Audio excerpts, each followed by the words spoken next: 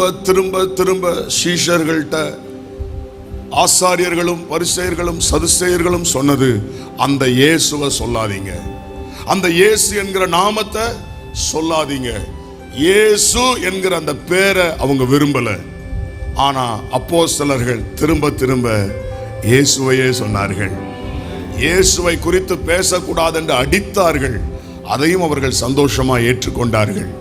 எல்லா நாமத்திற்கும் மேலான நாமம் இயேசுவின் நாமம். அந்த நாமத்துல தான் ரட்சிப்பு, அந்த நாமத்துல தான் விடுதலை, அந்த நாமத்துல தான் சுகம். இயேசுன்னு சொல்லும் போதெல்லாம் விடுதலை, இயேசுன்னு சொல்லும் போது அற்புதம். அந்த நாமத்தை, இயேசு என்கிற அந்த நாமத்தை உச்சரிக்கும் போதே விடுதலை.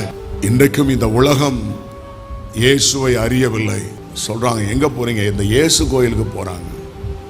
இவங்க யாரு? சிலருக்கு பேரே ஊர்ல சொல்லுவாங்க, இயேசு போறாரு.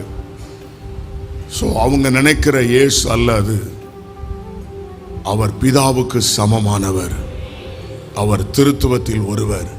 அந்த இயேசுவை அறிகிற அறிவு, அதைத்தான் அப்போஸ்தலனாகிய பவுல் சொல்லும்போது, அவரை அறிகிற அறிவின் மேன்மைக்காக எல்லாவற்றையும் நஷ்டம் என்று விட்டேன், குப்பையாக எண்ணுகிறேன்.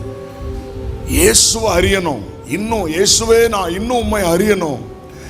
இயேசுவே, நான் இன்னும் உம்மோடு நெருங்கணும். ரெண்டே காரியம். இயேசுவே, நான் உம்மை அறியணும், நான் இன்னும் உம்மோடு நெருங்கணும்.